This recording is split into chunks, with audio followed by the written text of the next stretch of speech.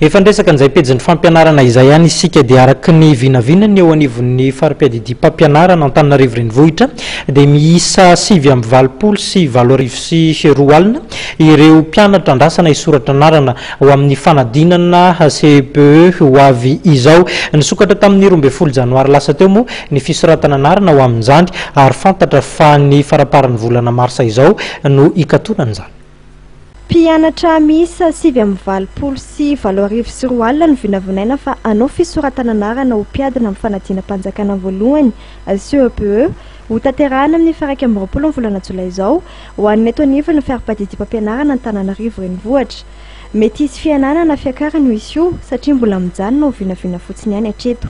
Araka ny fahitana eto amin'ny sisitro Antananarivo renivohitra vinavinan'ny candidat anala CPE 6e amin'ity taona 2015 ity dia mahatratra 28 089 izay mitsinjara ao amin'ny efitrano 649 ary amin'ny centre d'écrit 38 centre d'écrit dia 15 centre de correction.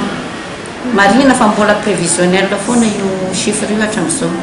Avy any amin'ny établissement tsirairay ny angatahanay vinavina aloha amin'ny voalohany dia alefan'ny zareo makaty aminay dia izay nazonay an'ity vinavina misy ity. Nisokatra nanomboka ny 12 janoary teo ka hatramin'ny 20 marsa izao ny fisoratana anarana ho an'ireo mpiadina amin'ny fanadinana CPE ato anatin'ity fara-padidia mpampianarana ity. Eny anivon'ireo fombam-panadina misy 10 eto Antananarivo renivohitra no ametrahana ny antota taratasy ny mpiadina ka ho an'ireo mpiadina miankina amin'ny sekoly dia ny sekoly misy azy ireo no manatitra izany. Raha toa ka ny ankizy tsirairay no manatitra ny antota taratasy ny mivantana ho an'ireo kandidat tsy miankina amin'ny sekoly. Aorian'ny fandrafetan'ny fombam-panadinana ny lisitra ny kandidat moa no manomboka ny asa ho an'ny fiara-padidia mpampianarana izay anatota ny taratasy fampiantsoana na ny convocation.